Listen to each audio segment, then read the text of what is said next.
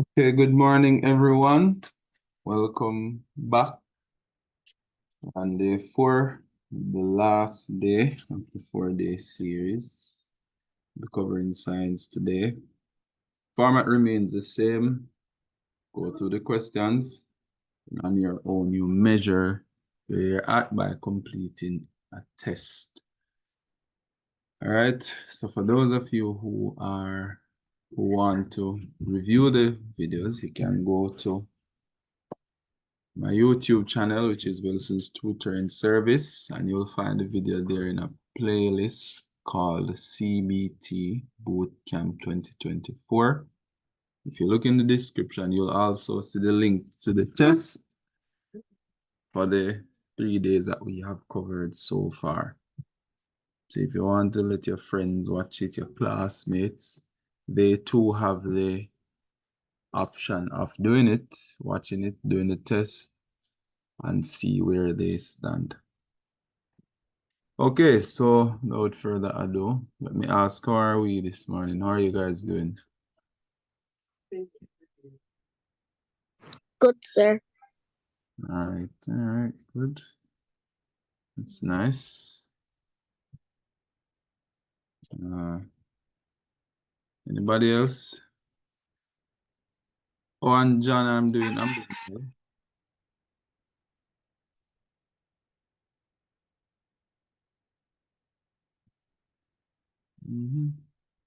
All right, so let us begin. All right, so first question. It says, which best defines the environment? Which best defines the environment? Is it A, all the plants and animals in our surrounding that interact with each other? B, all the organisms and non-living things that surround us? C, the air and the plant and all the plants that surround us? D, it is a name given to where organisms live. All right, John, I see your hand. Sir, I will go with A, sir. A. Okay, anybody else? You can also utilize the chat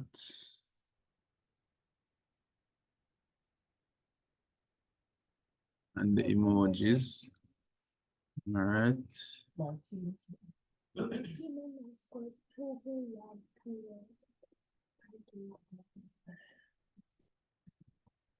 All right, let's go. So from one person, I see A, I see B. Okay. So the answer is B.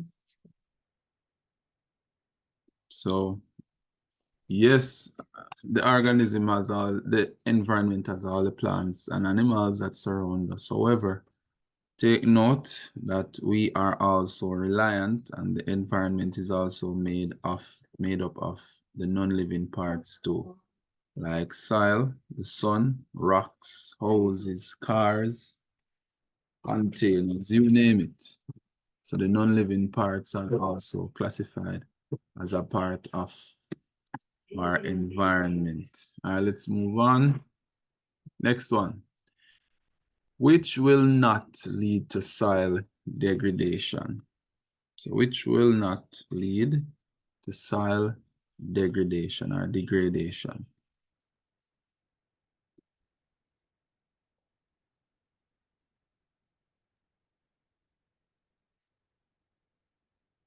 Is it A, growing different crops in sequence on the land? B, clearing the land of all vegetation for a period of time? C, using more than enough fertilizer on farmlands? D, having large numbers of animals feeding on a small plot of land? So I see the chat blowing up. I see A.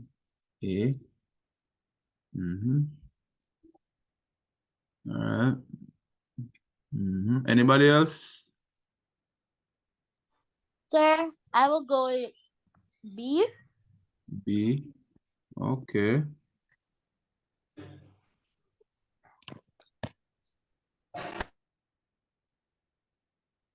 All right. So the answer for this one is growing different crops in sequence on the land.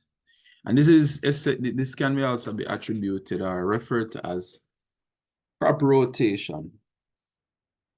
Of an example of this, say for example, you plant a crop like yam on a plot of land. Yam takes 9 months to a year to ripen, or even earlier than that, up to 8 months. So what would happen here is that the yam plant would be taking nutrients from the soil for a period of, say, 8 to 12 months. Now, to restore this or to allow the plant to restore its nutrient content, you would rotate the crops like plant lettuce or pak choi, which don't take long to cultivate or don't take a lot of nutrients to provide yield. But because of the short period, say like 3 to 4 weeks or 3 to 6 weeks, it takes less time than the yam, therefore allowing the plants the soil, enough time to restore itself. Clearing off the land of all vegetation would lead to degradation because in this case, no plants, which means no roots to hold the soil together. So the soil would be susceptible to erosion by wind or rain, using more than enough fertilizers on the farmlands. Yes, exceeding the nutrient content of the soil that is not natural can actually break down the soil. And having large numbers of animals is the same thing. Feeding on one spot is the same thing as overgrazing, which is one of the things known for soil degradation. All right, which best defines climate change? A, major long-term changes in weather patterns in a region over an extended period of time. B, changes in weather conditions according to climatic zone. C, short-term atmospheric changes caused by severe storms. D, changes in the daily conditions of the atmosphere.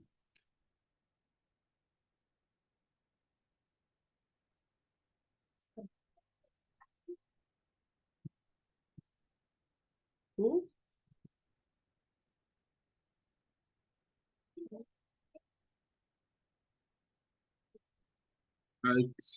Yes, Kevin. I see persons. So is the answer A? A. All right. Yes. Okay. A. So it would be the major long-term changes in weather patterns in a region over an extended period of time. Yep. All right, so I need readers now to assist me. All right, question 4. Yes, John, go ahead. Which describes suitable methods to reduce climate change. A. Use more electrical appliances and burn coal to cook your food. B. Practice composing, drive fuel efficient vehicles. Use less fossil fuels. C. Use fuels like kerosene to produce energy and stop the cutting down of trees. D. Use less paper, use only electrical appliances, and reduce the burning of wood. All right. All right, what do you guys say for this one?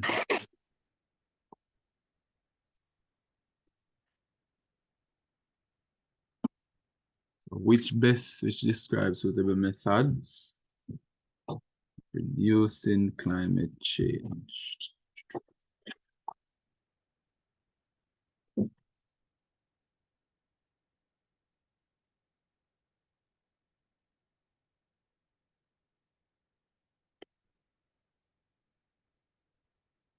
All right, John.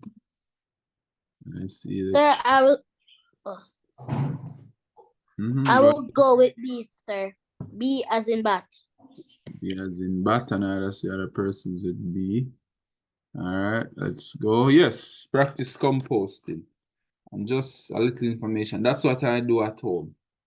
So when I have like the waste foods, I just go and bury them in my garden. And surprisingly, they have yielded crops, because I currently have like pumpkin. I see tomato, have pineapple, sweet and sour sap plants, and even ackee. And believe me, they are growing real fast without any artificial fertilizer. All right, so the pictures below were taken from a poster using information to answer the following questions. Could somebody read the picture and the question for me, please?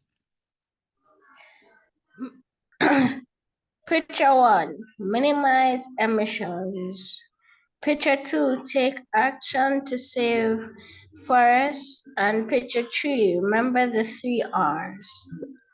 The pictures most likely came from what kind of poster? A poster that provides ways to A, reduce climate change. B, stop deforestation. C, reduce car emissions. Or D, enjoy the environment. All right. Okay, I'm looking in the chat. I see A. See A. John, what's your answer? Sir, I will go with A, sir. Reduce climate change. All right. A for me, teacher. All right, good. All right, reduce climate change. All right, cool. All right. This one says, which will likely reduce the impact of erosion on hillside?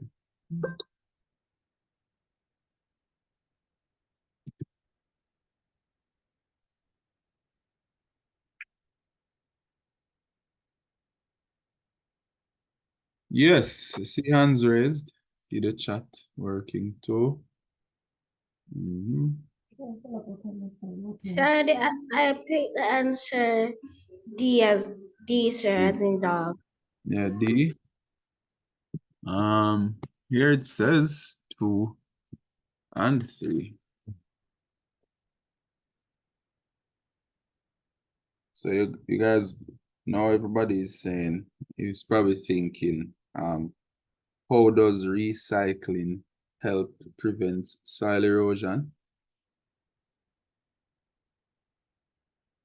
That's what you guys would probably wanted to know now. How does recycling, reducing and reusing helps to reduce soil erosion?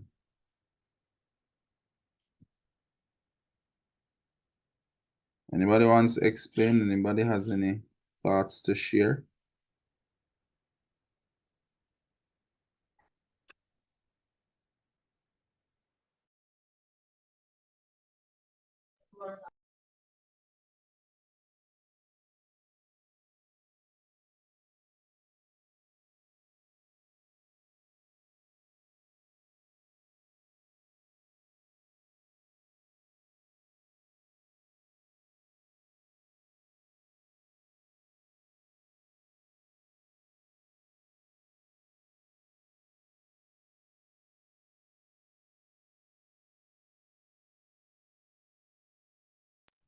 Excuse me, sir.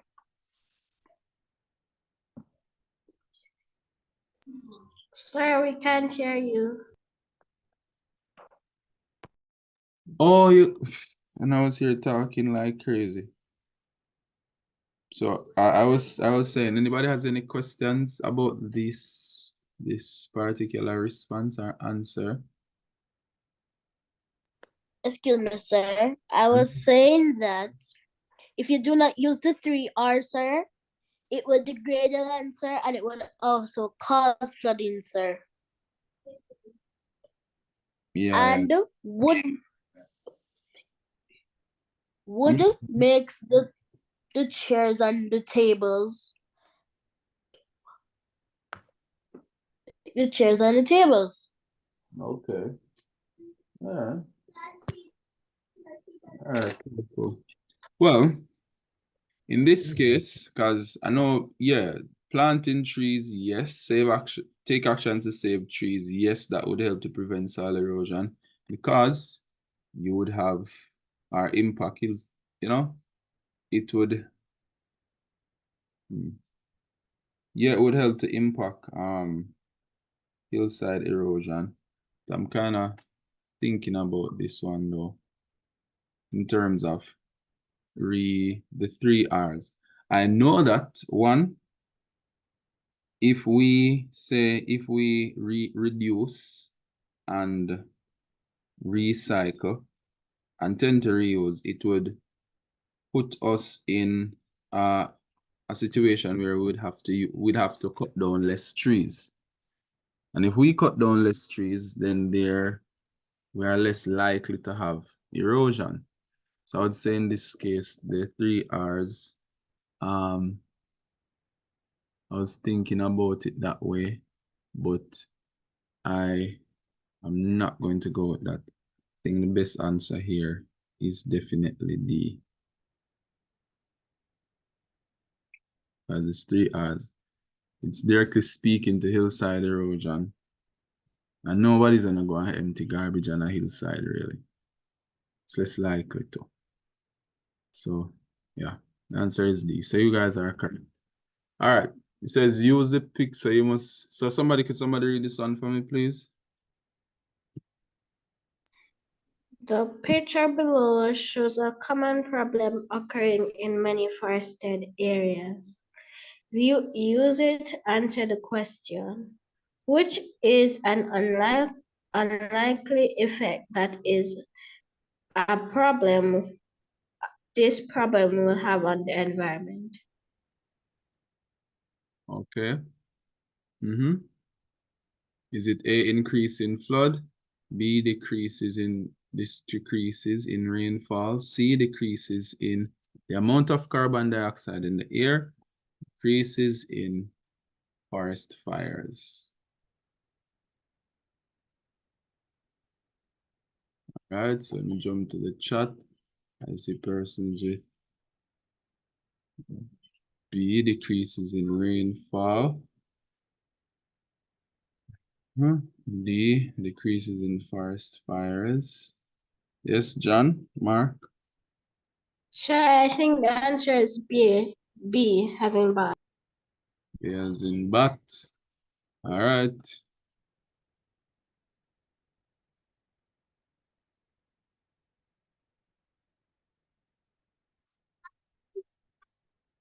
Oh, this is what I have. Anybody says different? Anybody wants to contest it? I don't have a problem if you have an answer that you think. Yes, I see view. Yes, Malik.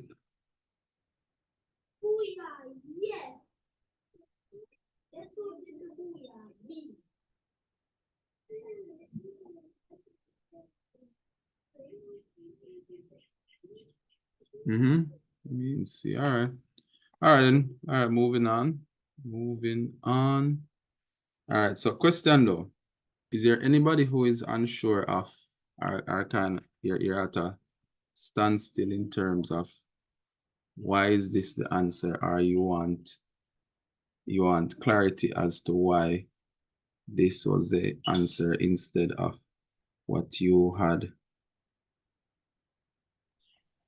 Sir, could you give me some clarity on why C is the answer? All right, so it says, which is an unlikely effect that this problem will have on the so on a real, this right here is actually deforestation. But as we say, an unlikely effect that it would have is the decrease in carbon dioxide, because here's the thing. Say we cut down the trees, yeah? What's gonna absorb the carbon dioxide that will be produced? So what is being said here with C as the answer is that decrease in trees would lead to an increase in carbon dioxide. You see where I'm coming from? I don't know if I'm making sense here, but yeah, we know that, hey, if we don't have any trees, we're definitely gonna have an increase in flood, decrease in rainfall, but it's talking about unlikely. So let me say this. Yes, if we cut down the trees, they're gonna have an increase in flood. Yes, if we cut down the trees, yeah, decrease in rainfall. Yes, if we cut down the trees, yes, we're gonna have a decrease in forest fires because what's gonna burn down. But in this case, if we cut down the trees, carbon dioxide is not going to decrease. It's actually going to increase because seeing that trees take or cut down the amount of carbon dioxide in the atmosphere, then the decrease in the amount of carbon dioxide based on this situation would for sure be unlikely. Is that clear? Yes, sir. Okay. Yes, sir.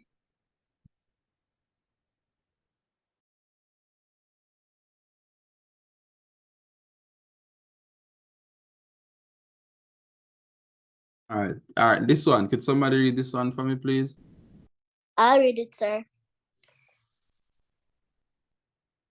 Read the information below, then use it to answer question. The residents from a community are having a problem of strong odors and an increase in numbers of insect pests and rats. They believe that the local farm is responsible for the odor and pests.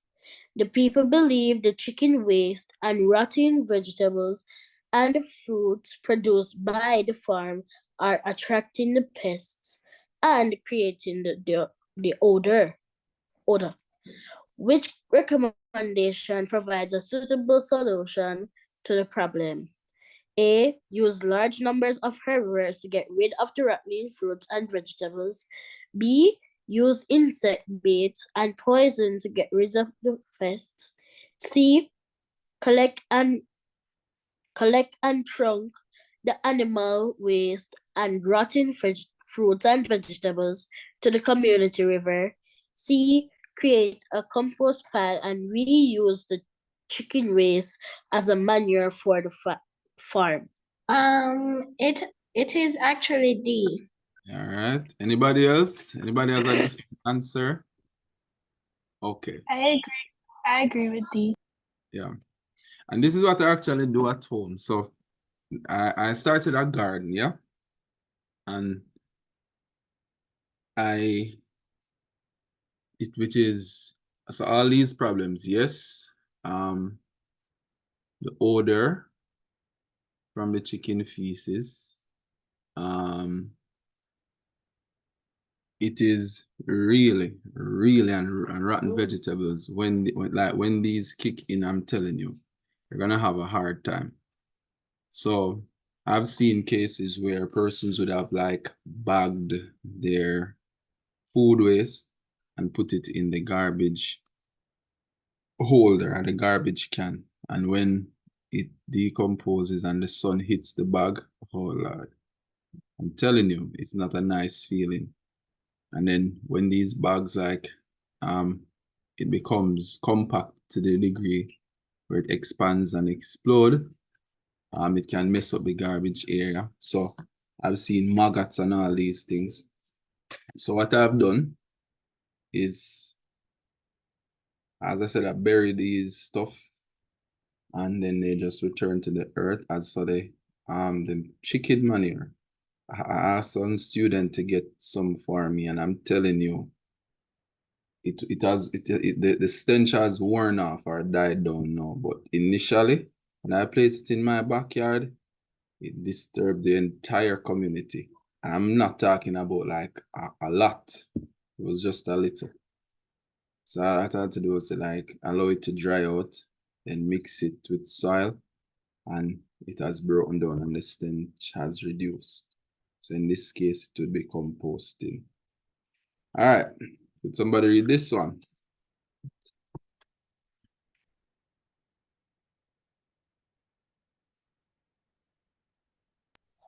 The picture below shows a small cattle farm near a river. Observe the picture, then use it to answer the question. Which is likely to happen as a result of the small cattle farm? A. Contamination of the surrounding river with animal waste. B. Soil erosion as a result of the overgrazing of animals. C. Contamination of the surrounding river with chemical fertilizers and pesticides. Or D. The spreading of diseases to the wider community. All right, cool. What do you guys have for this one?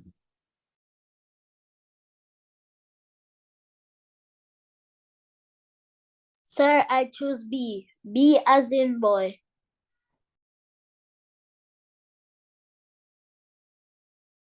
I picked B as well, sir.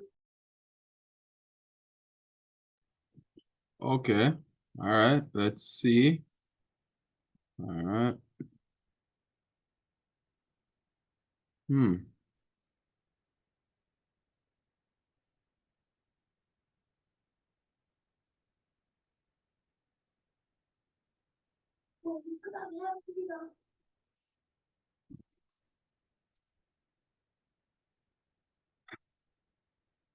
All right, so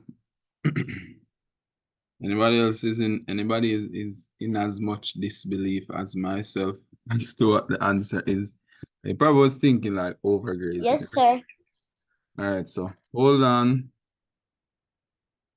Let me check something just to be accurate. But I believe that the option that's there is the correct one. I'm just doing a double check. And yeah, for sure.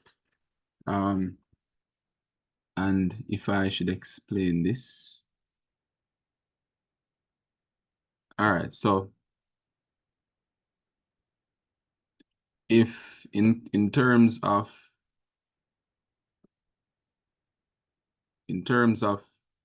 soil erosion being the problem here, if you look, you will realize that the farmer would have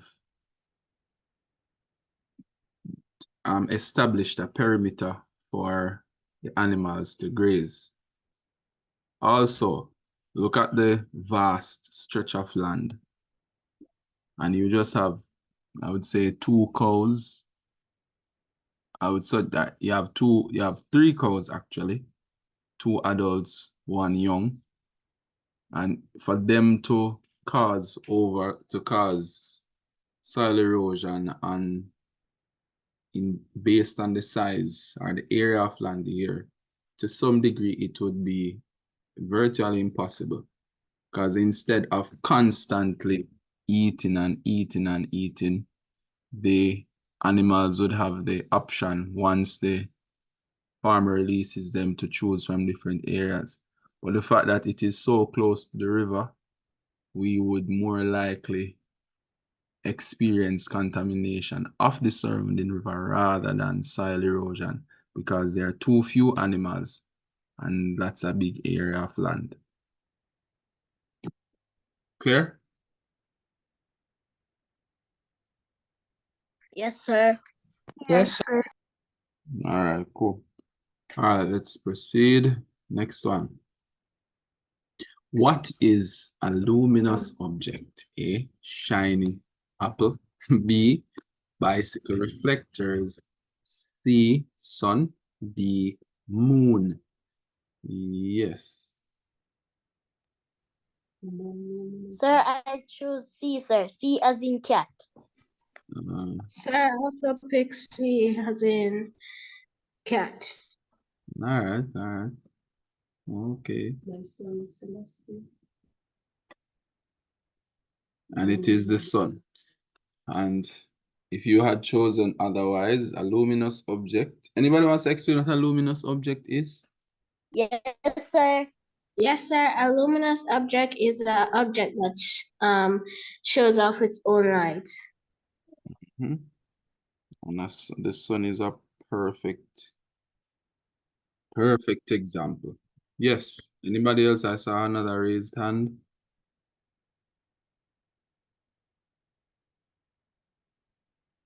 Okay, yes, Kevi. I see your hand. Sir, some people probably get confused and think that the moon will create its own light, but it's actually the moon reflects the light from the sun, so that's why it's outshining. So it doesn't make its own light. It's a non-luminous object. But wow, thank you. Thank you very much. Thank you. All right, next one. Which is a source of noise pollution? A, whisper. B, an airplane engine. C, the hiss of a snake. D, a heart beating. Sir, I would say B. B as in balloon. All right, let me check. Yeah, I see B. Sir, I say B as well. B. All right. So yeah, an airplane engine. Yeah. All right. All right. Could somebody else read this for me, please? I'll read it, sir. Which is the best reason for a sound being classified as unpleasant? A, the sound is harmful. B, the sound is loud and has a high pitch. C, the sound is muffled and has a high pitch. D, the sound is difficult to hear. All right. Sir, I say B as an answer. Okay. I will go with the answer B as well, sir. Loud as high pitch. Unpleasant. Okay. Okay. All right. I also see B in the chat. Yep. So that would be an unpleasant sound. Loud, high pitch. Okay. All right. Next one. Could somebody else read this one?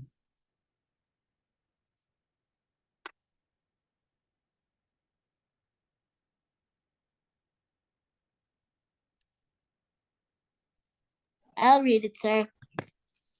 Which would be most effective at reducing sound entering a window? A thick curtain.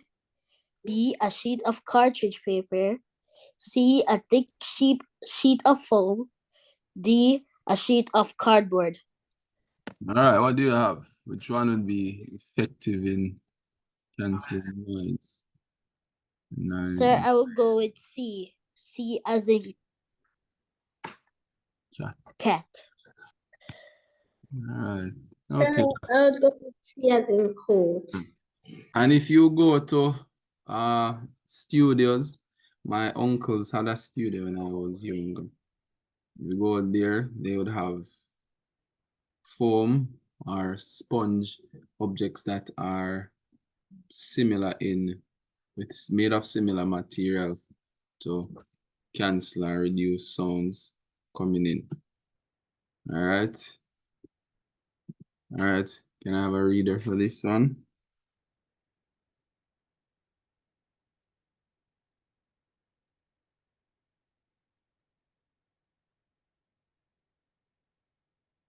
Okay. I'll read it, sir. Okay. Read the observation below, then use it to answer the question. Since the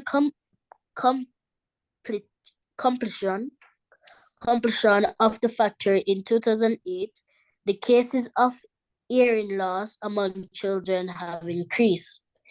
Many animals that once lived in the area have also migrated. What statement is likely true about the factory? A, it is producing harmful sounds. B, it's producing unpleasant sounds. C, it's a very large and has taken up a lot of land. D, it is painted in white. Sir, I will go with A, sir. A as in apple. All right. Anybody else? All right, that's it. A for me too. Yes, it is producing harmful sounds. And it's true, animals really love their peace of mind. They really do. If anything, they will leave if they are not. And again too, we as humans, we cannot expect them to interpret the things we do the way we do. Therefore, their response to our actions will for certain be different. All right, next one. Which describes a reversible change. A, new materials are formed, but the changes can be undone. B, no new material is formed and the change can be undone. C, no new materials are formed and the change cannot be undone. D, new materials are formed and the change cannot be undone. Yes, John? Sir, I think the answer is A as in apple. I will go with A as well, sir.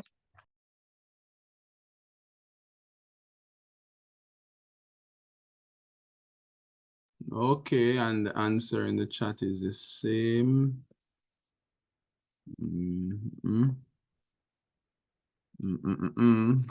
All right.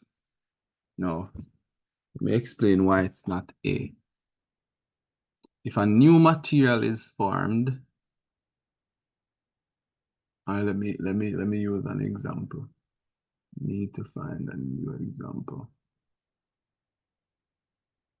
I've never seen where new materials are formed, yet the change can be undone. In this case, it would have to be no new material is formed and the change can be undone. Say, for example, I mix sand with iron filing. What I could do, could get a magnet and just move it over or move it across the top of the container where we have the sand and the iron filing mixed. And then by that, we can just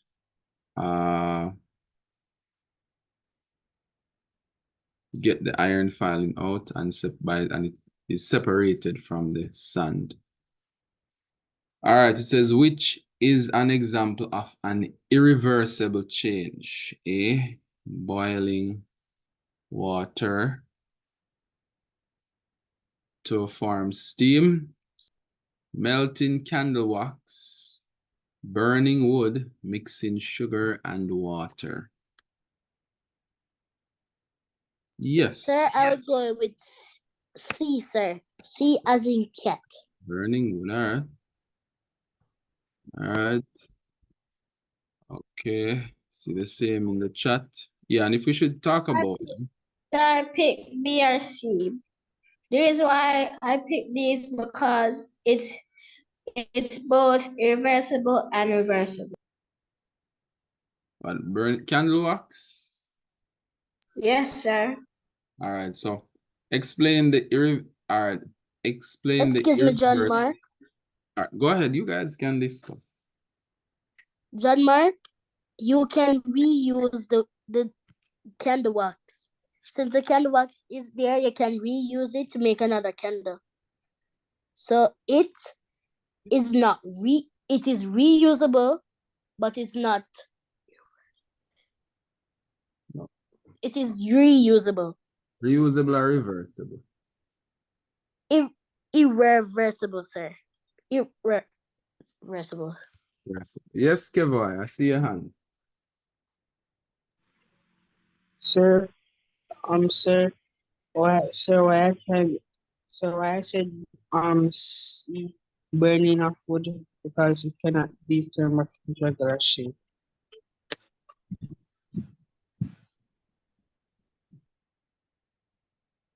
Okay, okay. All right. All right, so which is an irreversible change? Okay, so A, boiling water to form steam.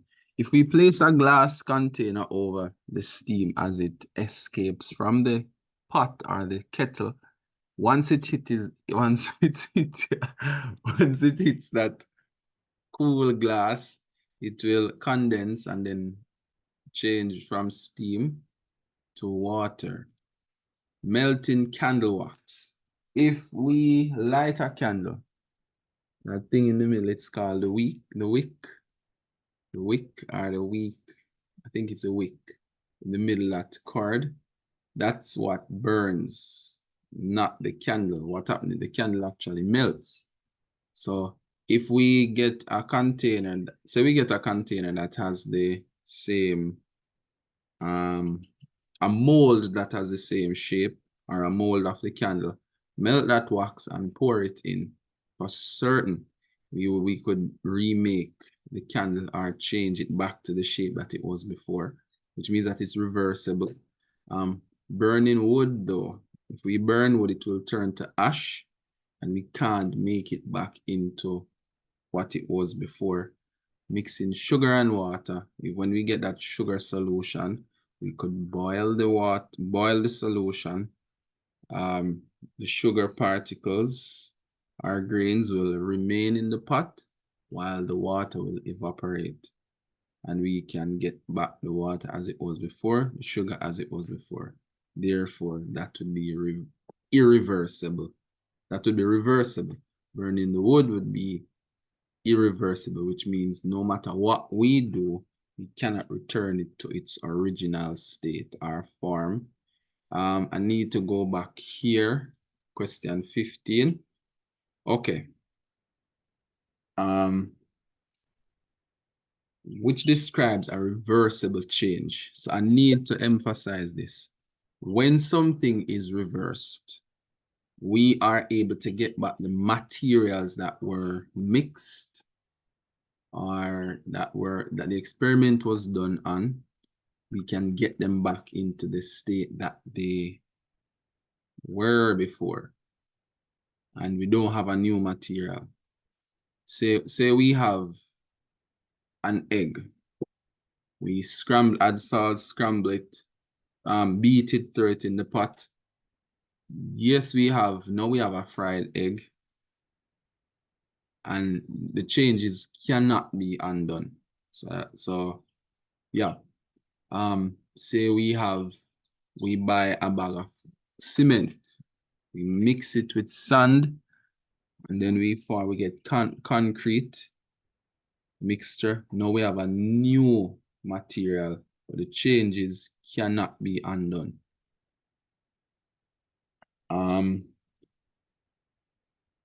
Can we have a new material where the changes can be undone? I'm going to ask again. Can we have a new material form and the changes can be undone?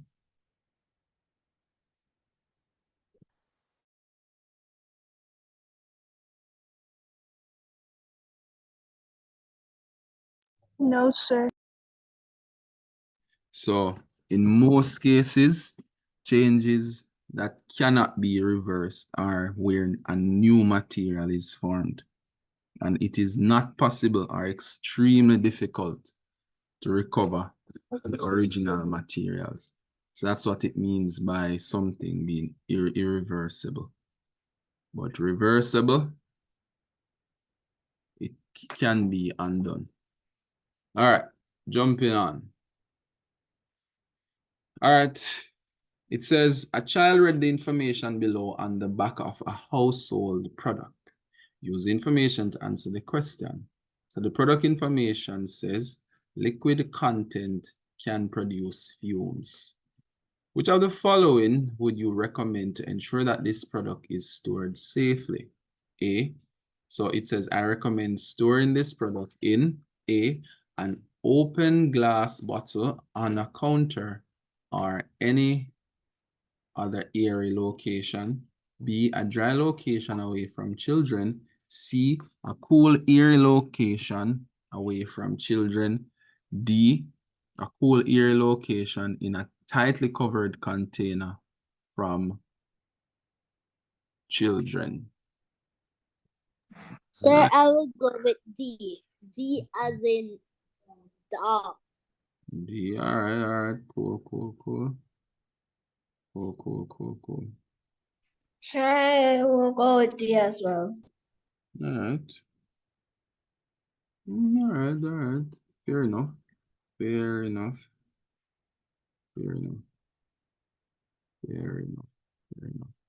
Okay. So, yeah. The answer is D.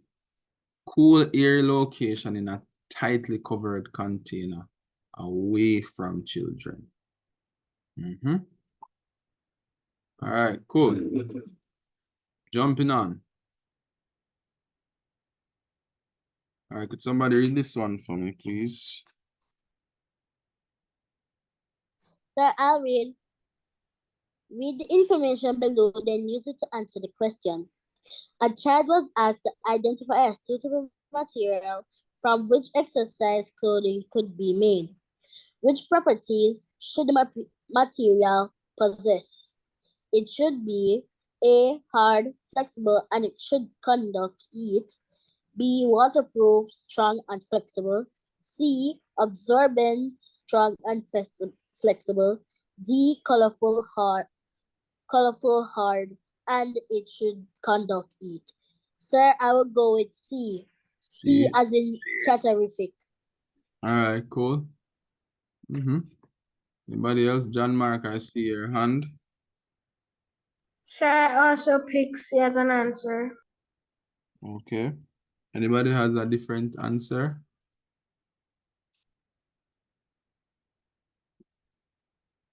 All right, so answer is C. All right, anybody wants to explain why would you need such material in a case like this?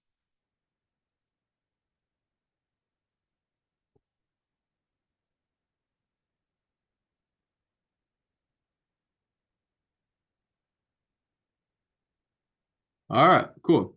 So exercising clothes. So one, absorbent. So one of the things that you find is that whenever, let's think about cotton. Say you have a shirt that is made of cotton, like your Hanes undershirt.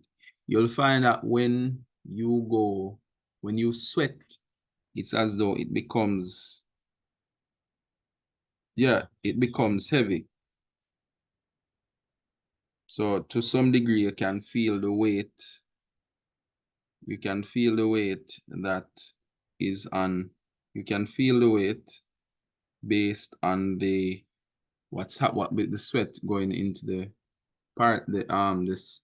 gaps in the fabric. Now, as a person exercising, you would need to be and sometimes you can sweat to the degree where the sweat is running down. So having a material that the sweat can absorb the sweat and then keep it where it doesn't fall all over the place, that would be good. Strong too, because you'd be doing a lot of movement. Flexible here, movement, turn, twist. So C would be the best option in this case. All right, next one. Which process? Why it's considered flexible? Repeat. Why the material is considered flexible? All right, flexible.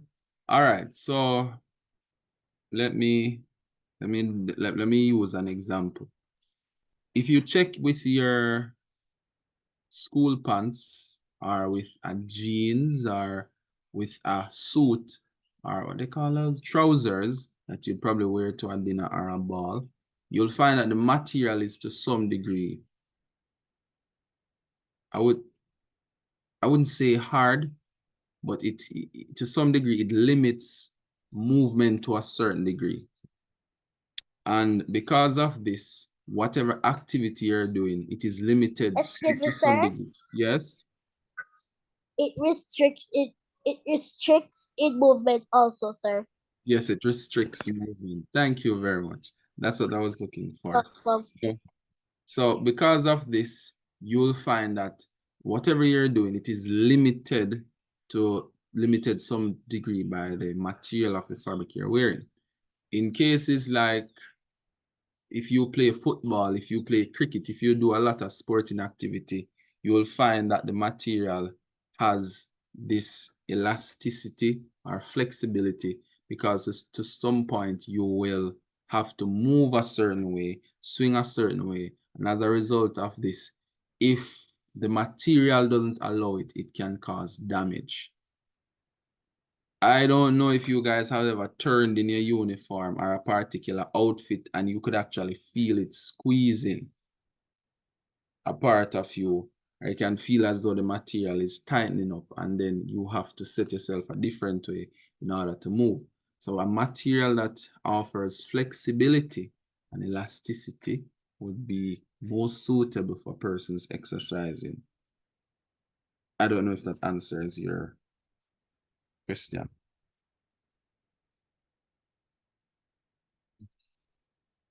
Did it?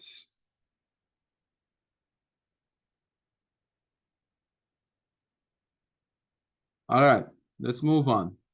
Which process is responsible for the changing from I to 2? 1 to 2, sorry.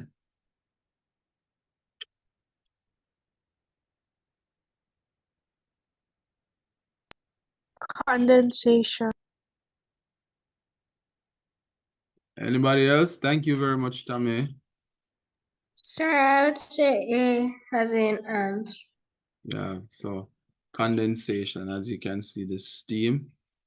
But we talked about this earlier. The steam hitting the glass, hitting the cover of the container and returning to water, a liquid form, which best explains a system. A system is a structure that carries out a specific function, B, group of organs that carry out different functions, C, group of organs that work together to carry out a specific function, and D, way that organisms operate.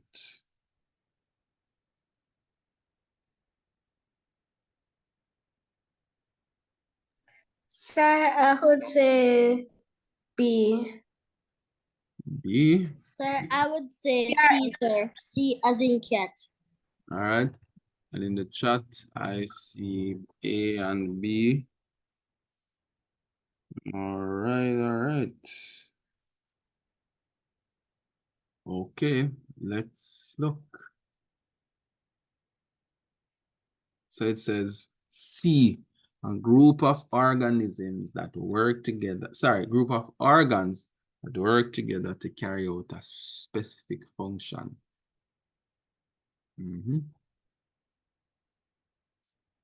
All right, so let me explain why it is not. Why it is not C. All right. No, it is not B, sorry. It says group of organisms that carry out that carry out different functions. Yes, an organ based on yes, organs might have different function, but when it comes to a system, they carry out a specific function. So each organ has its own job to do, but as a system, they carry out this particular function. All right, could somebody read this one for me, please? Which system is responsible for removing harmful substances from the body? A. The digestive system. B. Excretory system. C. Circulatory system. Or D. Nervous system.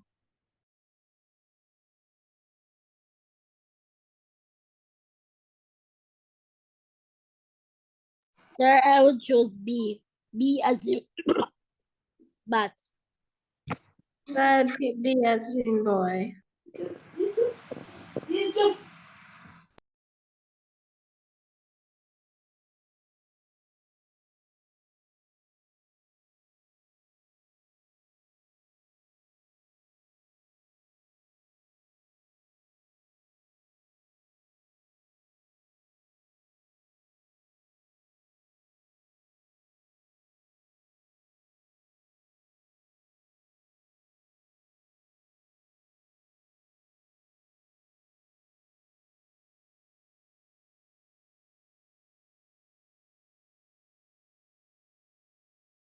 Sir, we cannot hear you. It was excretory system responsible for removing waste from the body. It says the diagram below shows an organ found in the human body. Use it to answer the questions. To which system does the structure belong?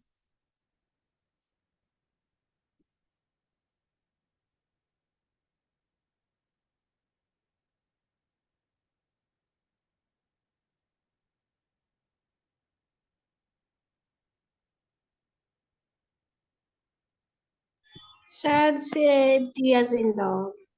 Yes, in dog. Anybody knows which organ that is? It. The Sir, digestive Stomach, sir. system. Oh, The that stomach. looks like the stomach. And I pick D, sir.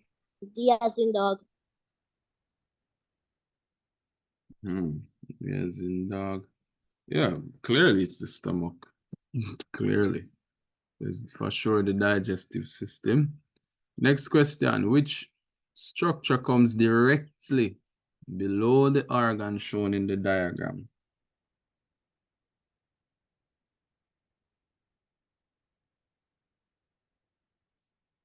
So I would say A as in ant. I'll go with A as well, sir. All right. Let us see. Yes, in ant, yeah, small intestine.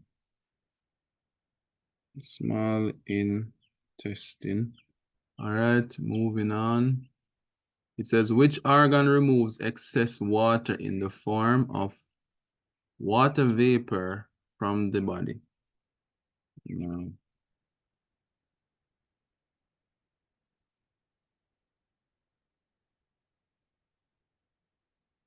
Okay. So I'd say C as well. So C. Okay. Anybody else the different answer? Or everybody is on the same answer? Sir, I will go with B, sir. D. D. You said D? B. B, sir. D. B. Okay. B. All right. All right. So let's go. No. It's for sure B. Now, when you exhale, you not only exhale carbon dioxide, oxygen, and nitrogen, you also exhale water vapor. And if you want to prove it, take your hand and breathe into it like about five breaths.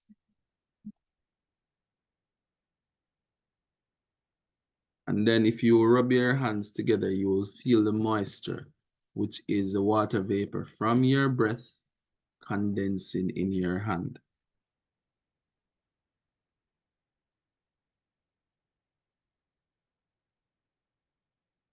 Is that clear? Yes, sir. Yes. Yes, sir. Yeah. As for your kidney, yes, it cleans, it filters the blood and then pass whatever waste into the bladder. but it's not in the form of water vapor. As for the heart and seemingly the gullet right here, no, not in water vapor form. Okay, which best defines a mixture? A mixture is a substance that contains A, particles that can be separated, B, one type of particle, C, particles which cannot be seen, D, particles that can only be separated using chemicals.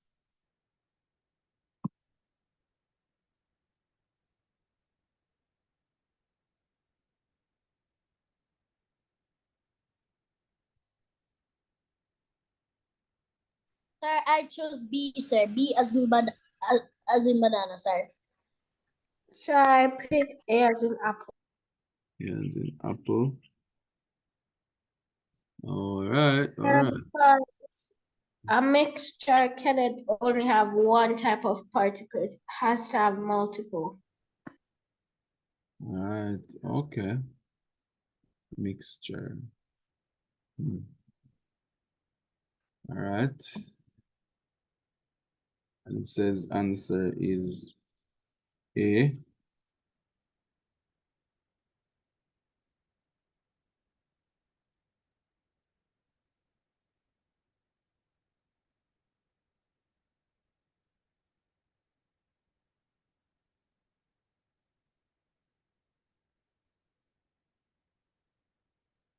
All right. Let's move on. Next one. Could somebody read this one for me, please? I read it, sir. The diagram below shows a glass and its contents. Use it to answer the question. Which best describe what is in the glass? A, solution, B, mixture, C, colloid, D, suspension.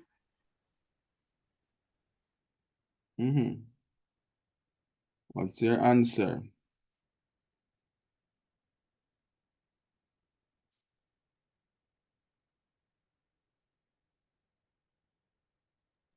So All right. I would say B. B as in bat. Me too, so I'd say B. All right. D. All right. Right here we have suspension. All right. Do you know about the types of mixtures? Yes, sir. All right. So, is there anybody here who do not know about the type of mixtures? Sir, I do not know about the types of mixture, sir. All right. So I'm gonna see how well I can break it down for you. All right. So when we're talking about a solution, think of it like when you mix sugar in water. The sugar dissolves completely and you can't see the sugar anymore. In a solution, one substance is completely mixed into another and it looks clear. So you have your sugar solution. It's not sugar and water, as people say, it's sugar solution. You have saline or salt solution, which is salt and water. So in a solution, one substance dissolves into the other and it looks clear or completely dissolves. Is that clear?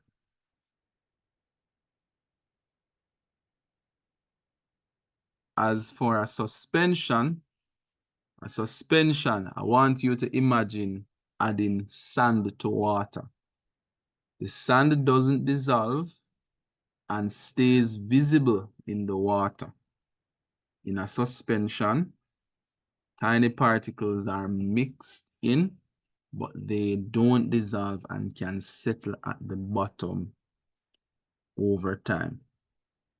So solution, one completely dissolves into the other. Suspension, the one don't mix, one does not dissolve into the other. They can be seen and it's still visible. As for a colloid, so think about this one. Think about a milkshake.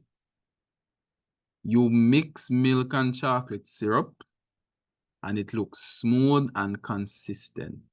And if I should go further, in a colloid, tiny particles are mixed in, and they stay suspended in the mixture without settling down.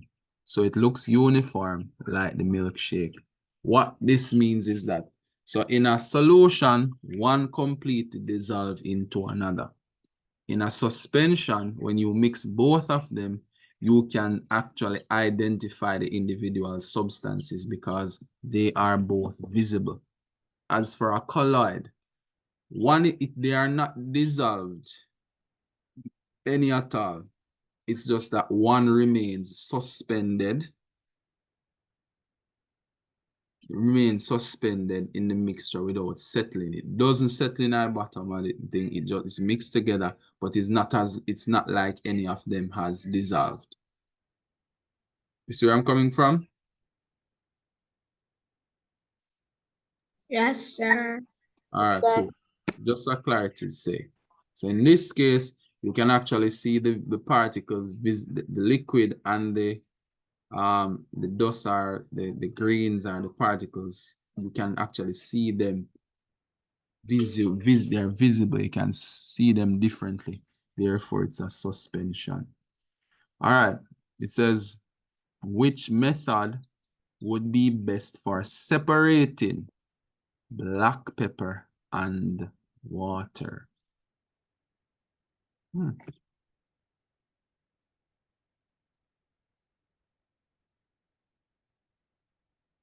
Sir, I'd say C as in Jack. I will go and see as well, sir.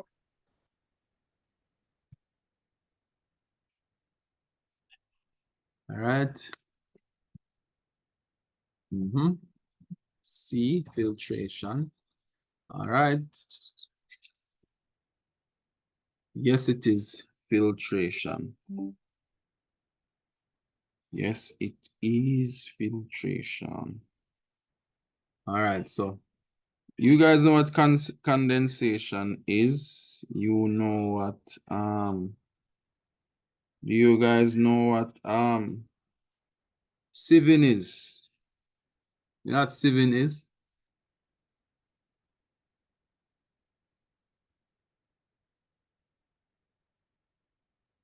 Have you ever sieved anything? All right. Have you ever used a strainer before? Like using strainer to sieve out not a liquid, but a dust, like something that is dust in terms of makeup. And when you sieve it, you realize that, and construction workers do it a lot. When they do it with the sieve, the sand particles Excuse me, sir. go through Oh. and leave the rocks behind. Yes, go ahead. You were saying something. I was saying that it also separates the small pieces from the bigger pieces. Yeah, that's it. That's it. And do you know what decanting is?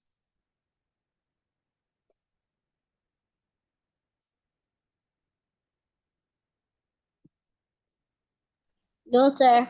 Decanting is a removal of the clear layer of a liquid at the top without disturbing the settled particles at the bottom or separating two liquids that do not mix. Yeah. So thank you.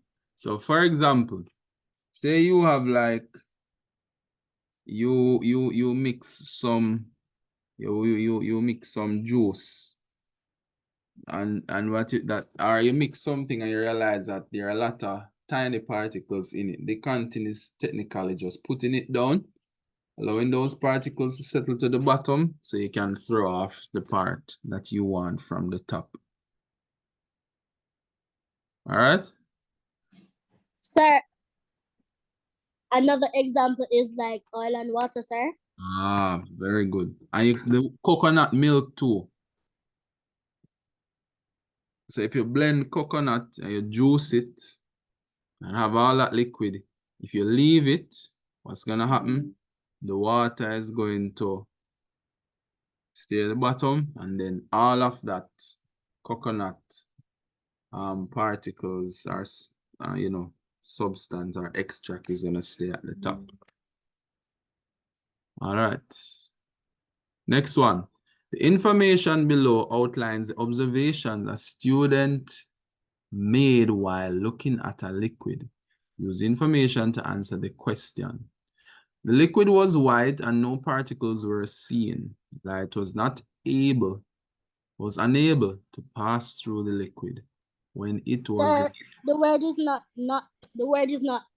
sir, the word is also not, sir. Oh, thank you. I was reading too fast. Let me start over. The liquid was white and no particles were seen. Light was also unable to pass through the liquid.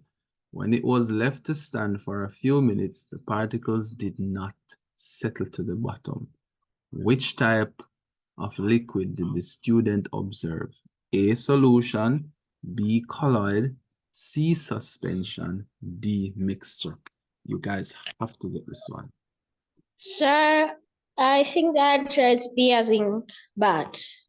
Yeah, colloid, okay. Anybody else?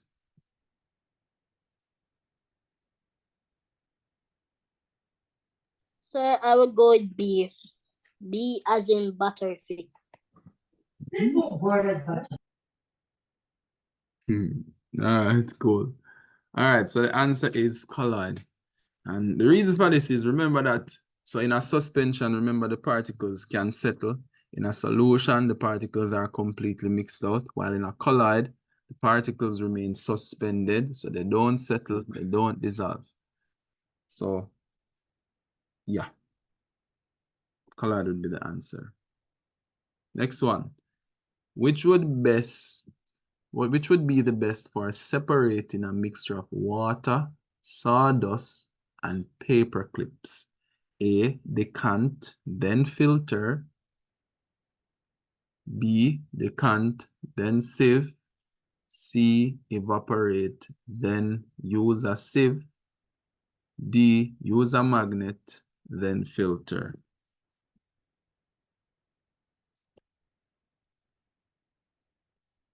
Excuse me, sir. Yes.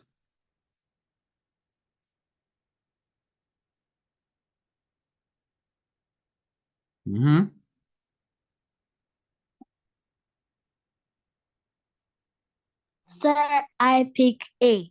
A as in apple.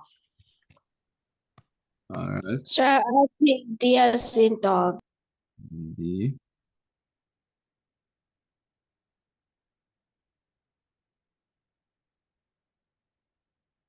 Anybody else?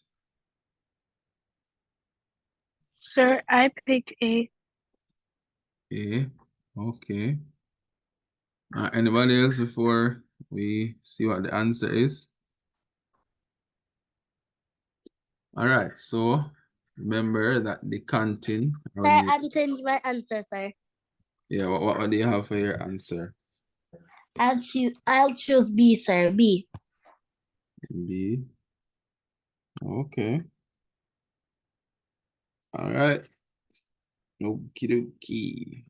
Remember, when you decant, you allow the particles to settle. When you filter is when you use, say, a filter paper in a funnel, pour the liquid in, the water passes through, the residue stays in the funnel with the filter paper. Sieve, separating the larger from the smaller. Evaporate, you heat the liquid to the point where it becomes steam. And then it says use a magnet, then filter. So in this case, the answer would be D. So use a magnet to take out the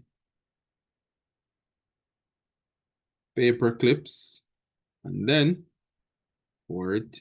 pour the water and sawdust into a funnel with filter paper. The water will pass through and the sawdust will remain. So that would be the best option here. And we are going to break right here. So you will come back at 11:40. So we'll break right here. Okay? Okay. All right. So we'll break here and we return at 11:40. All right.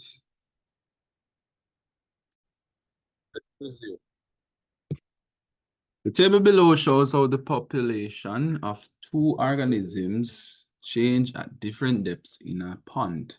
Use information to answer the questions that follow. So here I have the table showing the population size of two organisms at different depths. At which depth was the population of organism B the lowest?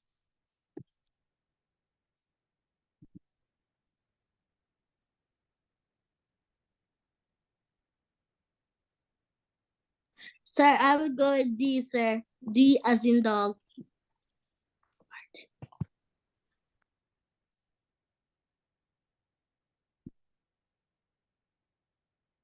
All right, D as in dog. Yep. So if you notice, organism B at 12 meters, it has 5 organisms. All right, let's move on. Which is a possible conclusion based on information in the table? A, organism B's food source is found in large amounts at all depths. Organism B survives best close to the surface. Organism A survives best close to the surface. Organism A is killed when in deep water. I have answers in the chat. Okay, Sir, I think the answer is B as in boy. B. All right. Anybody else? Yeah, B. Okay. Yeah. So it's organism B survives close to the surface, and you can see that as the depth increase, the number of organism B decreases. All right. Let's move on. All right, so could somebody read this one for me, please? The table below shows how the population of two organisms changes at different depths in a pond. Use the information to answer the questions that follow. Which graph best displays the information in the table? What do you guys have for this one?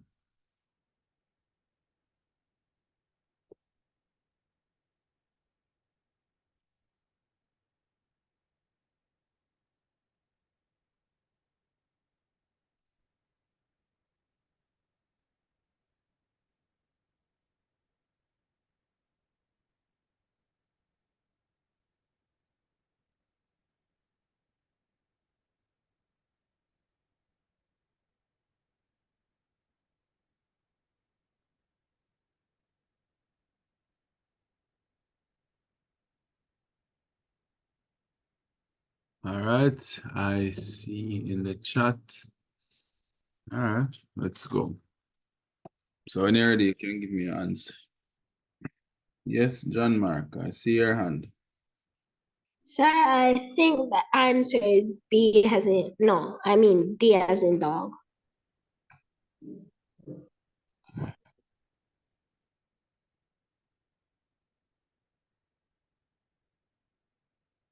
All right, let's see. And it says D, and if I'm to zoom in, you'll notice that for organism A at 3 meters, yeah, at 3 meters, they have 20. And then these guys have 15.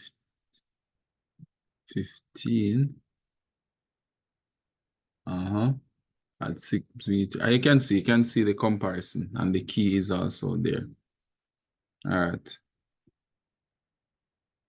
All right, let's move on. All right. Oh, come on. This one. All right, let's go. Could somebody read this one, please? A student conducted an investigation in which he shone a light through 3 different liquids: liquid X, liquid Y, and liquid Z. The diagram shows the results of the investigation. Observe the diagram below and use it to answer the question. What was the student trying to find out? A, the size of the shadow created by transparent, opaque, and translucent liquids. B, how to create shadows using different color liquids. C, the effects of transparent and opaque and translucent liquids on the passage of light. Or D, the effect of the passage of light on transparent, opaque, and translucent liquids. All right, John Mark, I see your hand. John Green, sorry. Sir, I would say D, sir. D as in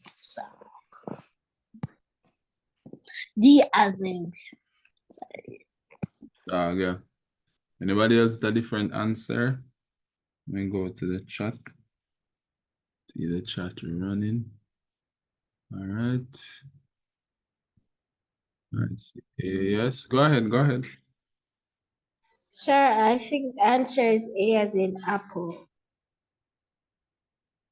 As in apple. All right, let's see.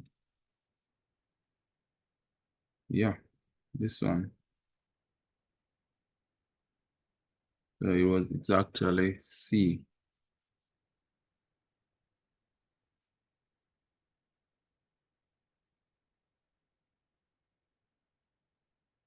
All right. The effects of transparent, opaque, and translucent liquids on the passage of light. Passage at the same time is referring to movement. So you can see for X, no shadow was formed. So this would say that clear objects, water passes through. For Excuse me, sir. D is also saying the same thing as C, sir. Well, I figure more like that's an error on my part.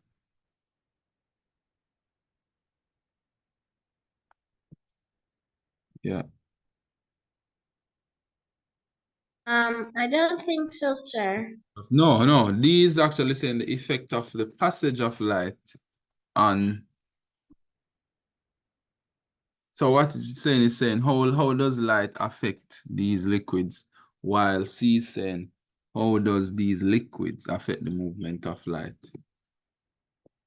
So it would be C rather than D. All right. All right, let's move on. Next one. Could somebody read this one, please? Sir, I'll read. A student wanted to find out which of 3 soil samples drain water the quickest. Below are the steps the student followed along with the investigation setup. Note that the same setup was used for each soil sample. Use the information to answer the question. Step 1. Collect samples of 3 different soil types. Step 2. Place equal amount of soil in the funnel. Step 3. 4 different amount of water in the funnel. Step 4. Record how much time it takes for the water to stop dripping from the funnel. How could step 3 be changed to allow the investigation to be a fair test? A. Place an equal amount of water in each funnel. B. Place larger amount of water in each tunnel. C. Place water in each funnel. D. Place different kinds of liquid in each funnel. Sir, I think the answer is A as in apple. Yeah. So, yeah. So once you talk about fair tests, the circumstances, there are variables in the experiment that has to remain constant, has to remain the same right across the board. So, have to place the same amount of water in it. Yeah. So if I'd say that you're using 2 grams of soil, right across the board, you have to use 2 grams of each soil. You put 1 ball of cotton in the funnel. For each funnel, you have to put 2 balls of cotton in order for it to be fair, because you don't want the results of your experiment to be, I would say, not accurate.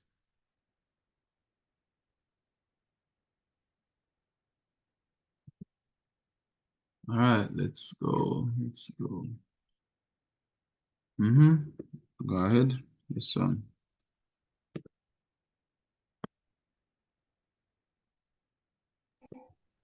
I'll read, sir. A child conducted an investigation in which he hit 3 different symbols of different diameters. He ensured that he hit each symbol with the same force using the same tool. The pitch of the sound made by each symbol was noted, which should be a suitable table to record the findings of the investigation. Okay, anybody?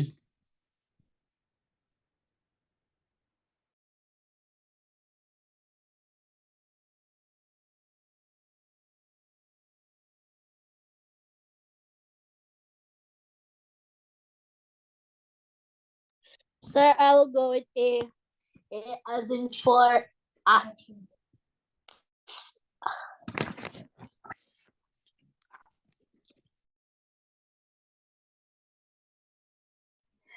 So I would go with A as in apple.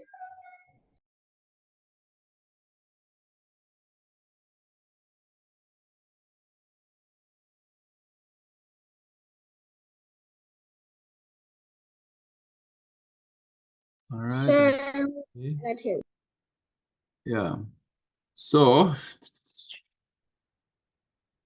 right, so it says, so for this one, it's the diameter of the symbol and the pitch of the sound.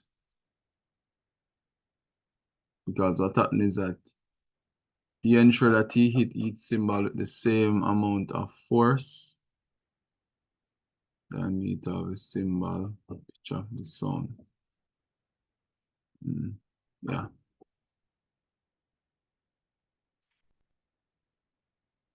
So I didn't record the force that he used in technically. So in this case, it would be C. So I didn't record the force that he used to hit it, but rather he was basing his research on the diameter of the symbol and the, I would say, the pitch of the sound. Hold on, let me check something.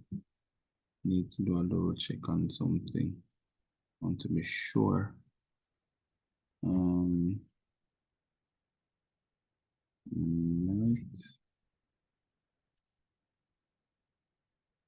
All right, cool. Hold on.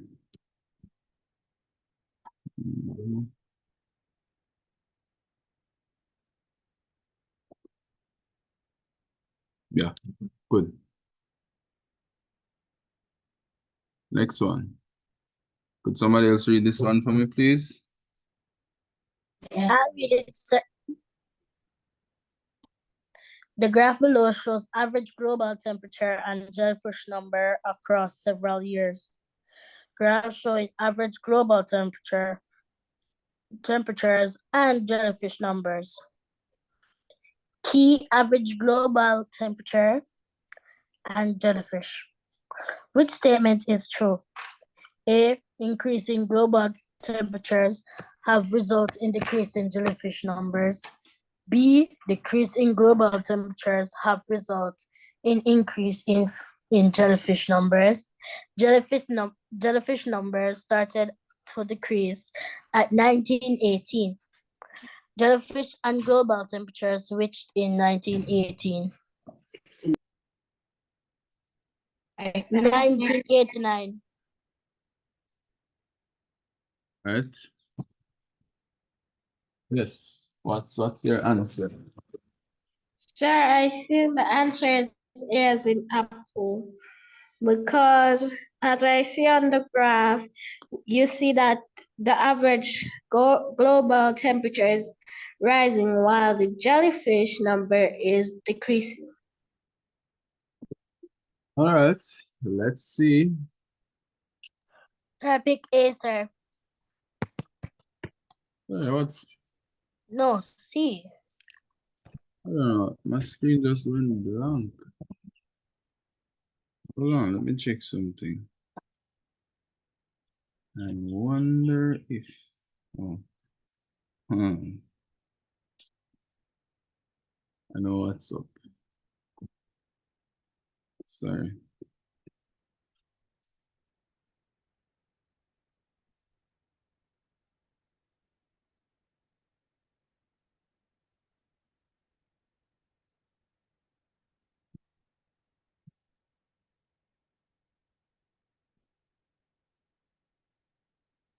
Excuse me, sir. Isn't this question supposed to be number 41?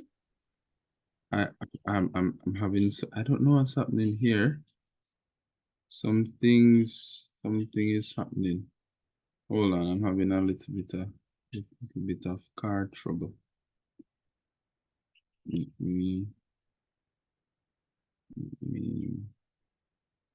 Yeah.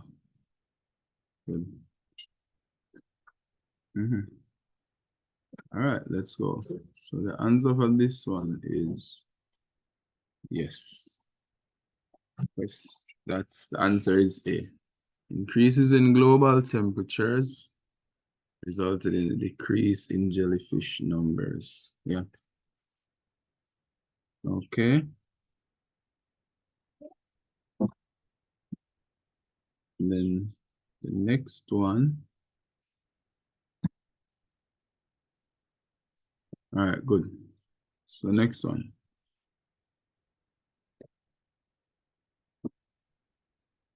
All right. Could somebody read this table and the question for me, please? Sir, I may read, sir. Table showing materials and observation made about them. Material 1. This material traps heat and water, flows quickly off its surface without soaking in. The material also flows easily and is slightly heavy. Material 2. This material does not trap heat and water flows quickly, often its surface without soaking in. The material also flows easily and it's lightweight. This material 3. This material traps heat easily and water can pass through its surface and soak in. The material is also heavy and difficult to fold. Material 4. This material does not trap heat and water can pass through its surface and soak in. The material is also heavy and slightly difficult to fold. Which material would be best suited for making raincoats?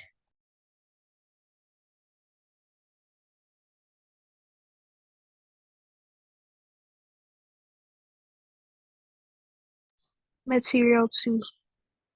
Material 2. Sir, I picked B as an Answer as in banana. Banana. Material 2, yes.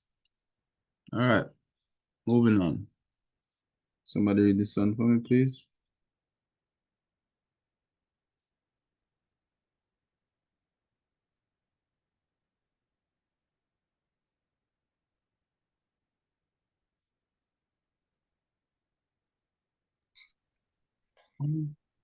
The table Yes, sir. below shows the result of an investigation. Use it to answer questions 58. How would the diameter change if the flashlight was moved 3.5 meters from the wall?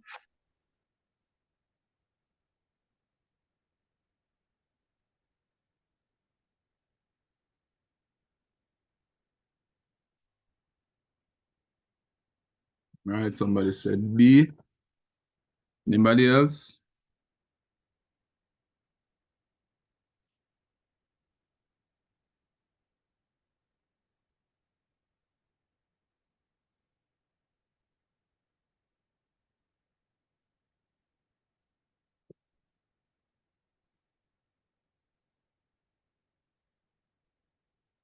Sir, I pick B as an answer.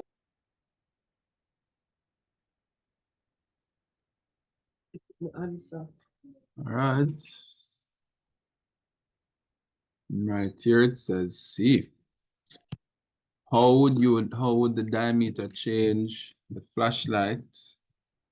How would the diameter change if the flashlight was moved 3.5 meters from the wall? The diameter would increase by 15.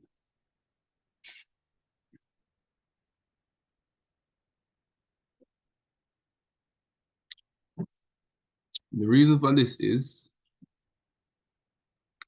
if you notice, when it moves from 1 meter to a next meter, so every time it increases by 1 meter, it increases by 30 centimeter, the diameter. Now, if it increases by 0.5 meters, which would be half a meter, then it would increase by half the amount of centimeters, which would be 15 centimeters. So the answer would be C in this case.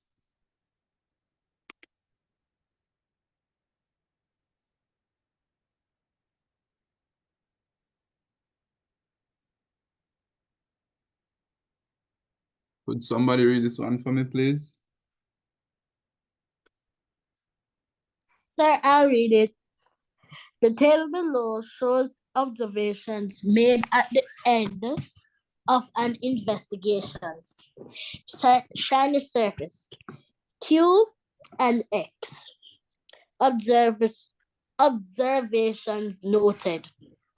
When the light beam from the flashlight hits shiny surface Q, it bounces off the surface in all directions. When the light beam from the flashlight hits shiny surface X, it bounces off the surface to form a single light spot on the wall, which is supported by the observation. Shiny surface Q was uneven.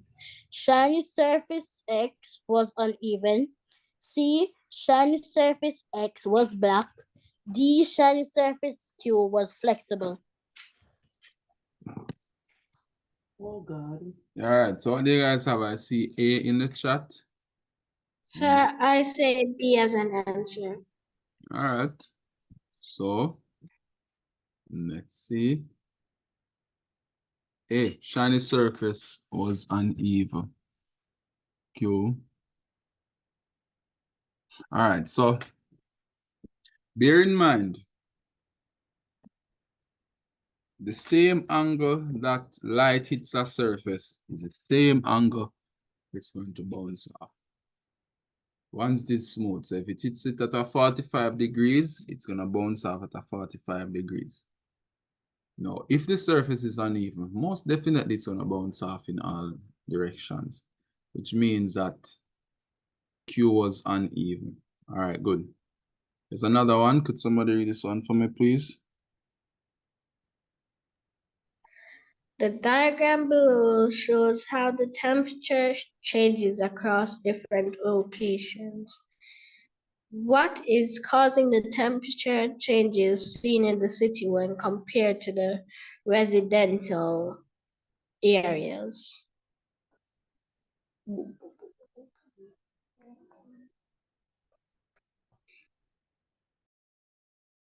All right, go ahead. Read the options. Go ahead and read the options, please. A, the increased use of concrete in the city for construction. B, the use of steel in the construction of buildings in the city. C, the increase in the use of glass to make windows and doors in the city. D, the presence of a large number of tall buildings found in the city. In the chat, I see D. Anybody else got a different answer?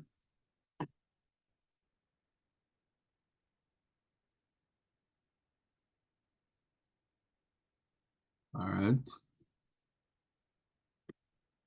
So it says the increased use of concrete in the city for construction. So it is.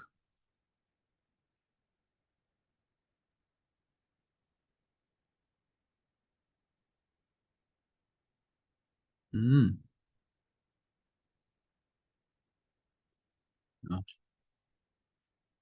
All right. Next one. Could somebody read this one for me, please? Which situation below shows the effects of loud sounds on humans? The baby slept for several hours because of the music her mom played.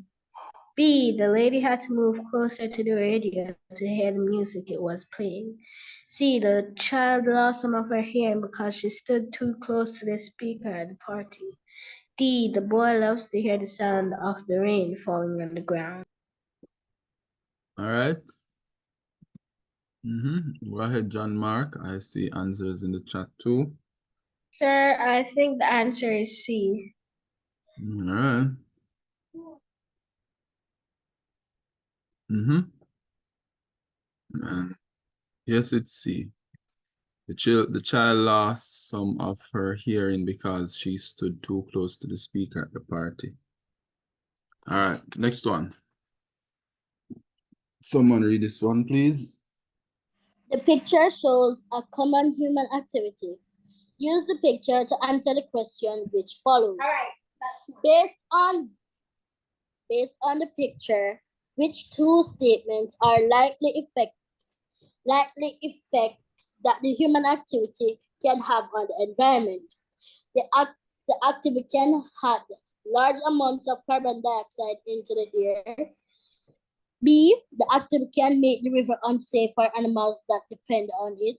C, the activity can lead to an increase in the number of fish that live in the river. D, the activity can cause the growth of germs and bacteria in the water. Sir, I would go with... Sir, I would say B. I will go with... It's two statements, so they have to have two options. Sir, I would go with B and D, sir.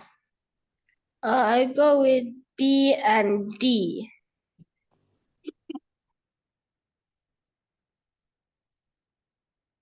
All right. And I see B and D in the chat. So that's B, D. So probably that's not what bad then. All right, go ahead and read this one.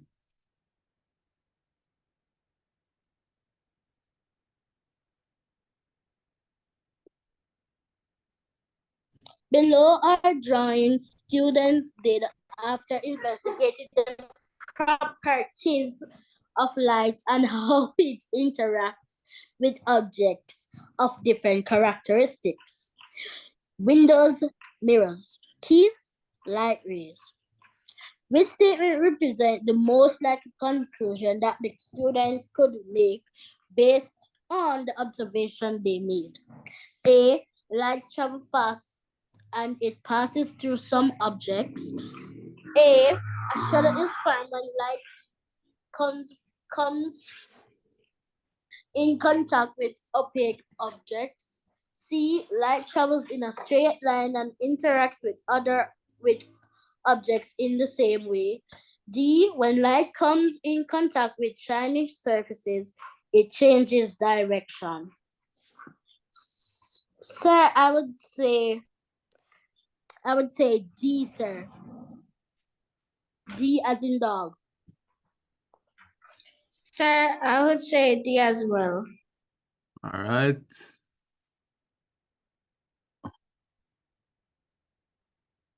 And the answer is C. Okay. If you look at the window, you'll realize that the light rays are passing through the window. As for the mirror, it was reflected and it moved in another direction.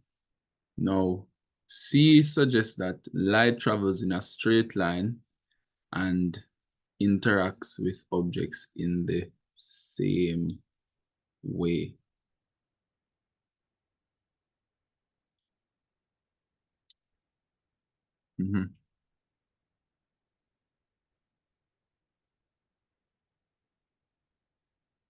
All right, go ahead and read this one, someone, please.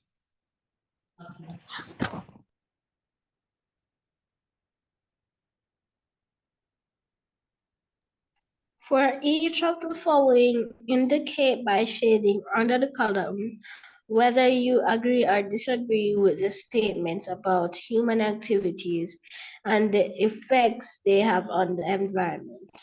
Statements: the cutting down of large numbers of trees can result in flooding in low-lying communities. The cutting down of large numbers of trees can affect the rainfall in an area. The practice of replanting trees will not help to reduce the greenhouse effect. All right, so what do you have for the first statement?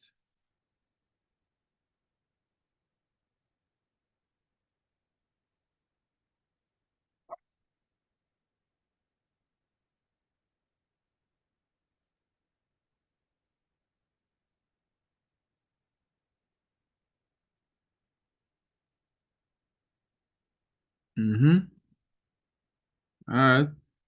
So do you guys agree or disagree with the first statement? I agree with the first statement, sir.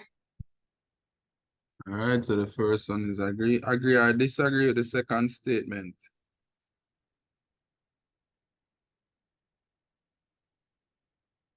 I agree, sir. Sorry for the marking. All right. For the third one.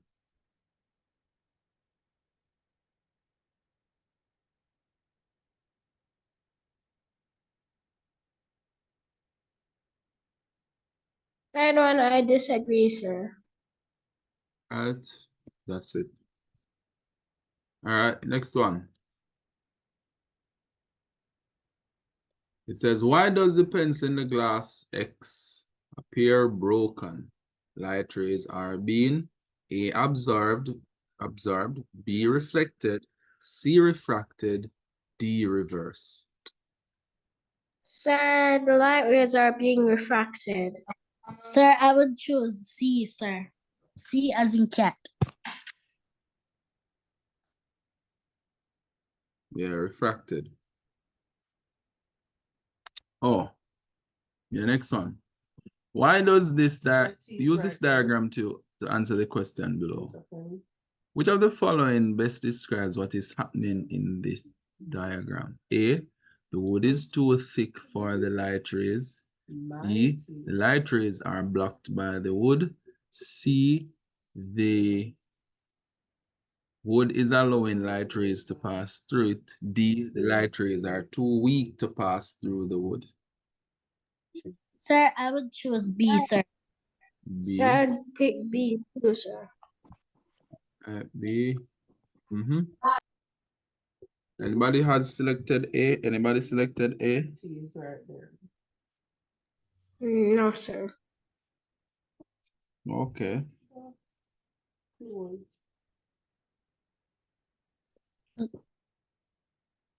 And it could, all right, so why not A? Even though it said the wood is too thick for the light rays.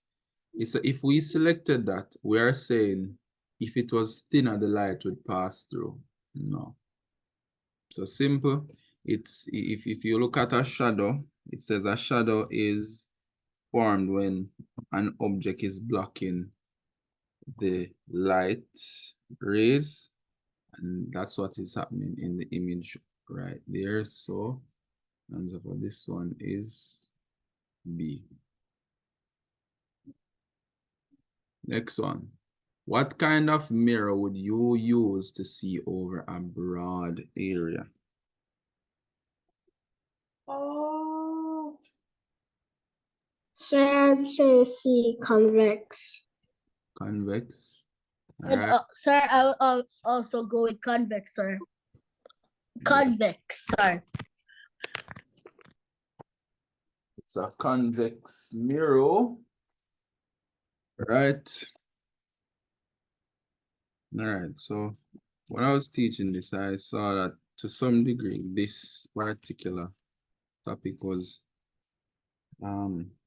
some children had issues with them.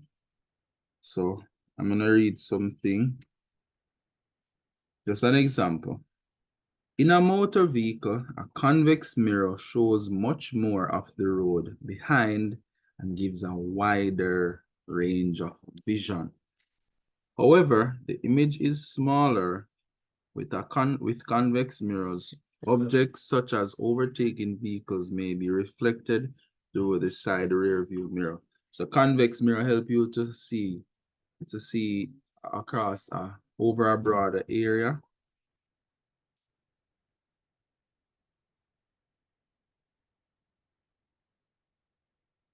All right, next one. All right, go ahead and oh, we did this one already. We did this one already. Move on. We did that one already. Okay, this one.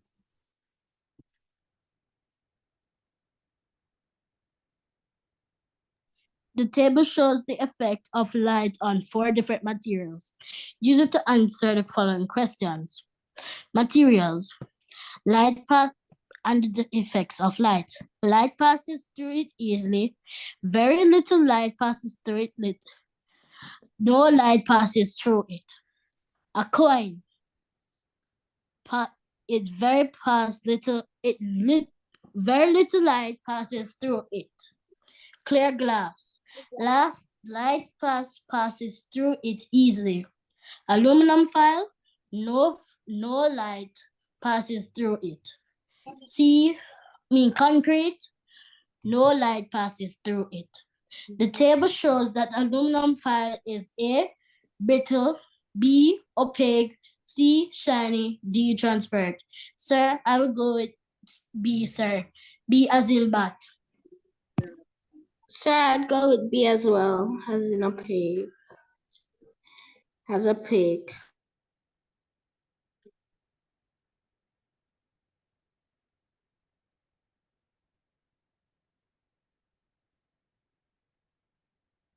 All right, could someone read this for me, please?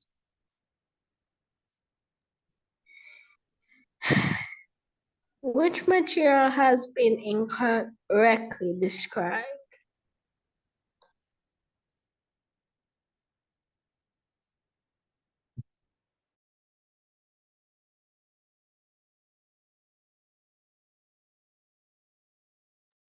Sir, I picked D as in the answer. Why D?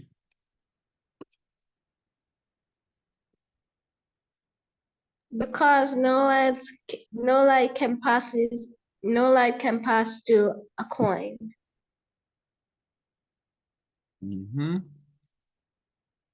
All right. Sir, I would also say D, sir. Because a coin, it is an opaque object, so it doesn't make any light goes through it, sir. Rightly so, correct.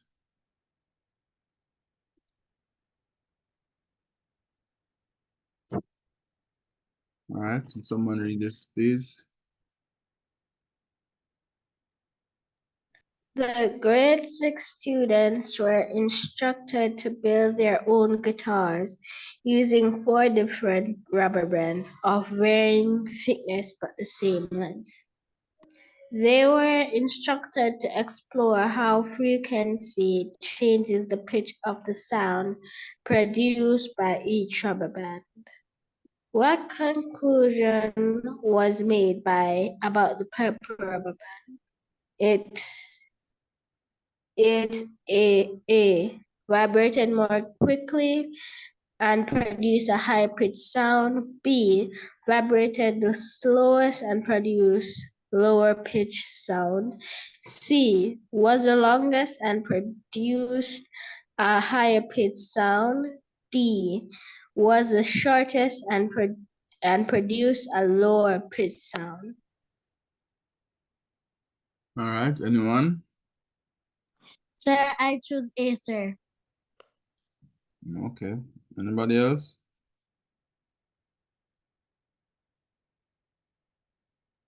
A for me as well, sir. All right, A. Yeah. All right, that's it. Next one. Somebody read this, please.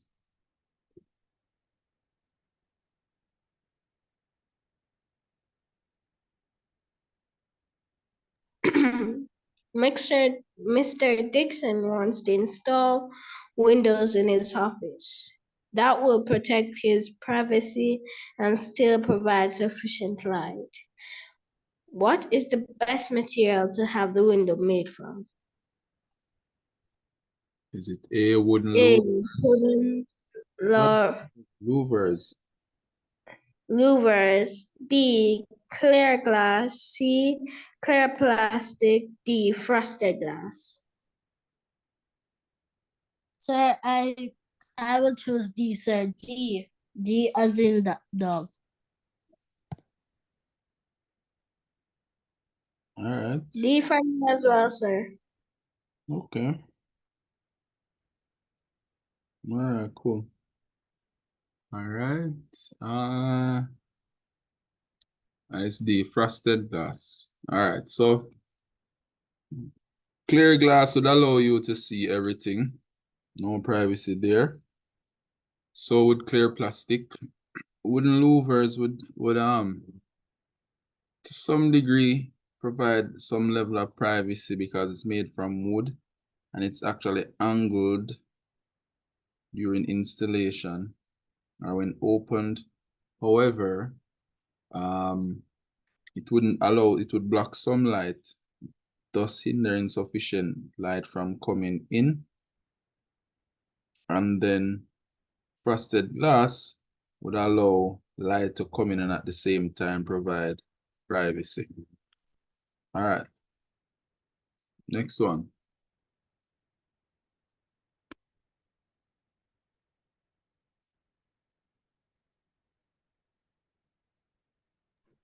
John uses plastic bottles to make pencil holders. Which of the following is John practicing? A. Wastefulness. B. Deforestation. C. Pollution. D. Recycling. Sir, I choose D, sir. I choose D as well, sir. All right, cool. All right, so do I. The answer, yeah, well, yes, the answer is D, because he's using plastic bottles, so it's recycling rather than disposing of. All right, next one.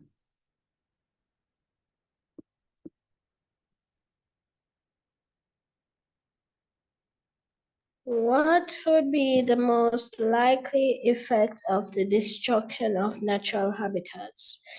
A. Some animals would be less aggressive. B. The animal population would decrease. C. Some animals would hibernate. D. The animal population would increase? Sir, I choose B, sir. B as in boy. As in I boy. picked B as in banana, sir. Yep. And that's it. B, the animal population would decrease.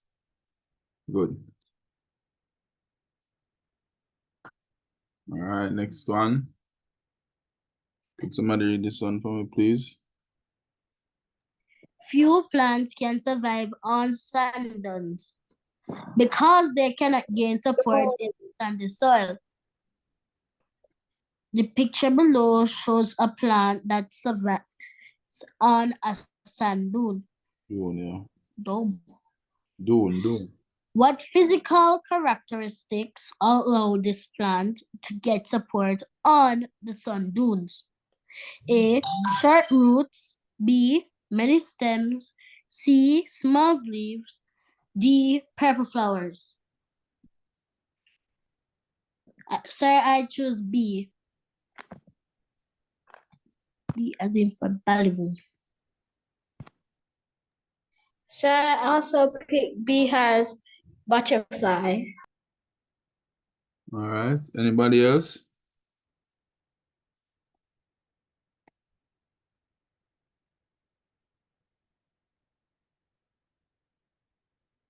All right.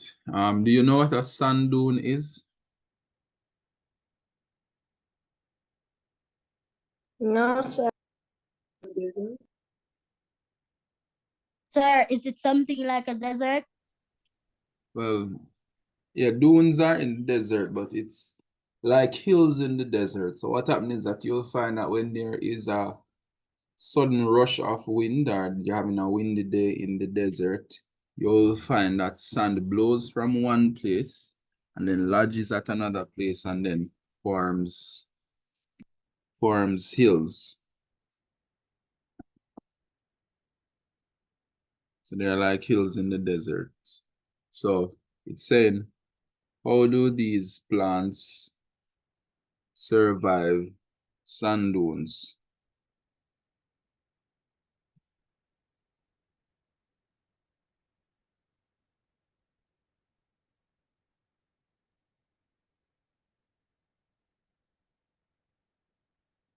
And for this one, it's the answer is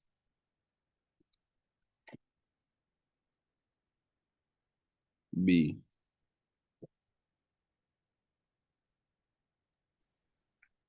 And the Sir, it should be A as the answer.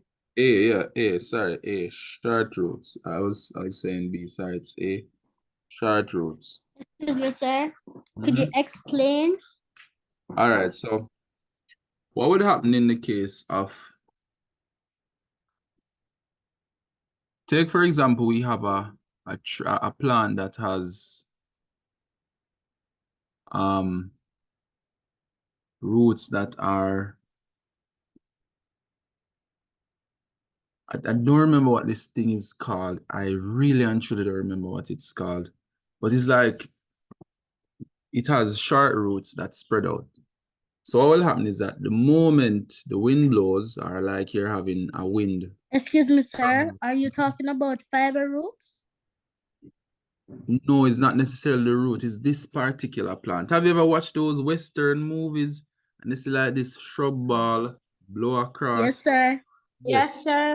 I don't remember what it's called. So what happens is that they have short roots that they spread out. So what happens is that when the dune blows by, it has two options. If it's not strong enough, if the wind is not strong enough to move it, it will stay. But once it's strong enough to move it, the roots are short enough for it to just go with the flow and then lodge at one place and continue living. Sir, the what you're talking about is called a tumbleweed. Thank you very much. Tumbleweed, that's what it's called. Tumbleweed. So yeah, so tumbleweed. So You're asked the question, how do tumbleweeds survive a sand dune? So that's with the short root. So the physical that supports it on the sand dune would be the short roots. So short and they spread out. All right, moving on. Next one. All right, could you read this one? Which two aspect of solid waste disposal can negatively affect marine life? A. Industrial waste from power plants. B. Residential waste dumped on streets. Chemical waste from oil. C. Chemical waste from oil spills in the sea. Or D. Commercial waste from ships. All right, what do you guys have for your answer? Excuse me, sir. Sir, I say A. Sir, I would say C, sir. And So I would say A. C or A has the answer. All Me right. as well, sir. So it's A, industrial waste from power plants, and B, one says chemical from oil. Yes, Mr. A and C. A and C. Let's go. Let's go. All right, this one. Someone read this one. Which statement best completes the definition for overgrazing? Overgrazing refers to A. The hunting of animals so that no animals are left. B. Catching too many animals in an area until few are left. C. Having too many animals on a small piece of land. D. The heavy feeding of animals on vegetation until very vegetation is left. Sir, I say D. I'll go with D as well, sir. Yes, it is. And this one.